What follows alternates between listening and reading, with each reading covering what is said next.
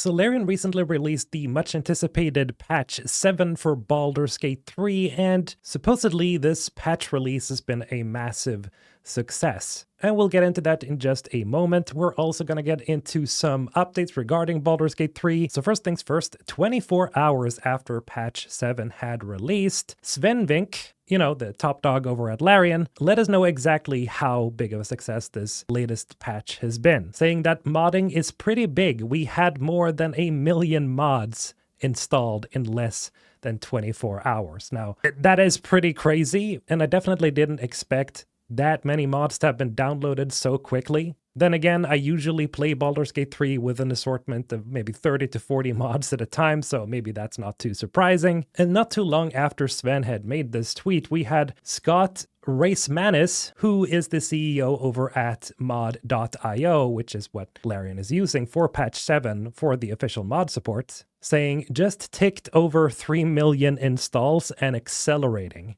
And now that is just, again, absolutely crazy. I thought 1 million was a lot, but 3 million?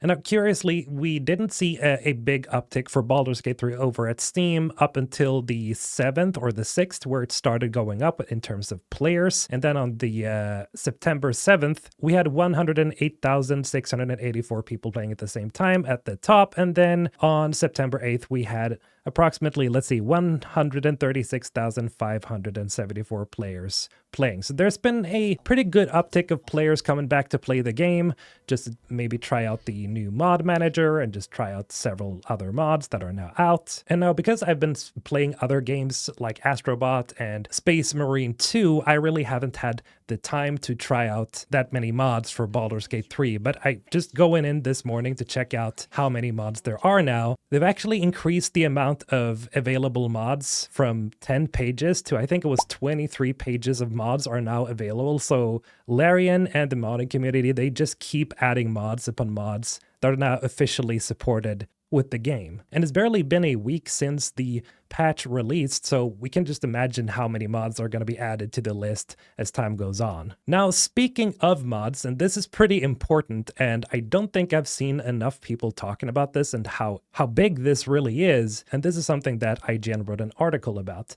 Baldur's Gate 3 Modder unlocks complete dev toolkit to create entirely new campaigns and content. Now, if you're wondering what the hell this means, is that essentially Larian did not provide a completely unlocked toolkit to modders with this update. However, the mod author Sigfray on Nexus Mods essentially managed to unlock the entire toolkit, and over on the mod page, it says unlocks all features and write permissions for the BG3 toolkit, including level editing, save editing, and more. And the thing is, because Larian had not released the fully unlocked mod kit, you wouldn't be able to do stuff like level editing and save editing and stuff. And this is not officially supported by Larian, just so you know. If you're gonna use this as a mod author, you're gonna have to go through Nexus Mods. So it's not officially supported by Larian again. And I don't really know what Larian thinks of this. I haven't seen any of them respond to this, but what this mod essentially will allow people to do is to create entirely new campaigns for Baldur's Gate 3. So in case you guys wanted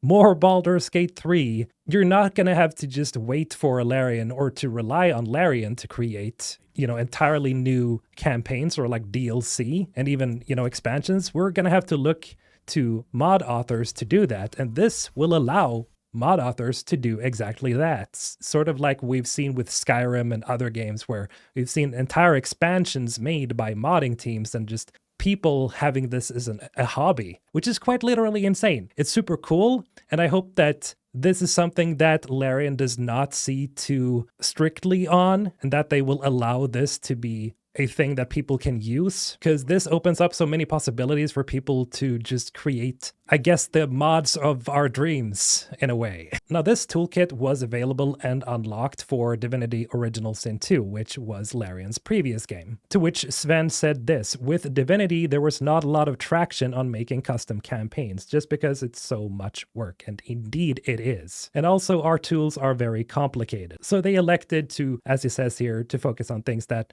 we know a lot of people want to mod and try to make that process easier. So they're helping getting mods officially supported in the game, but they didn't release like the fully unlocked toolkit. But now we still have it unofficially nonetheless. And by the way, I'm very curious as to what type of mods you guys would like to see in the future, because this unlocked toolkit is essentially going to allow so many more types of mods to be created here. So let me know in the comments below what you want to see in the future for Baldur's Gate 3. Maybe some mod authors down there can take some inspiration from you guys' ideas and stuff. So I'm very curious. Let me know. Also, PC Gamer said this in their own tweet: Baldur's Gate 3 Patch 7, the RPG's final major update, is here with an in-game mod browser, evil endings too vile for streaming, and new honor mode actions. Notice the RPG's final major update is what they said. And here's the thing, it is not the final update for Baldur's Gate 3. I mentioned this briefly in my BG3 Patch 7 update video,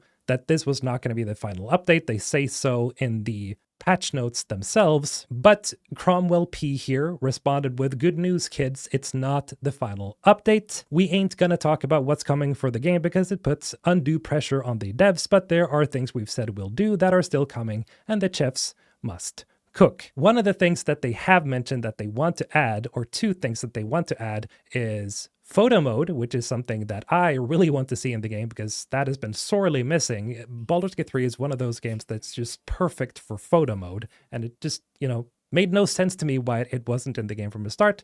Then again, I realized that it's a pretty complicated process to make photo mode for games, seemingly. So that's coming. We also know that crossplay is something that they're working on. So if you're playing on PC and you want to play with your buddies on Xbox or PlayStation, they are working on making that a possibility. So we're just going to have to wait a while longer. Also, official modding support will be available supposedly in October for consoles. So I know a lot of you guys are like waiting around and just, God damn it, you can't wait to get into some modding action with Baldur's Gate 3 for console. I hear you, but we're going to have to wait until October until that happens. So yeah, I guess you just gotta have patience, guys. In any case, I just wanted to make this little update video to talk about some BG3 stuff that you might have missed. And for all of your future BG3 updates and news videos, remember to subscribe to Mr. Holton right here on YouTube. All right, guys, have a great day. Mr. Holton signing out.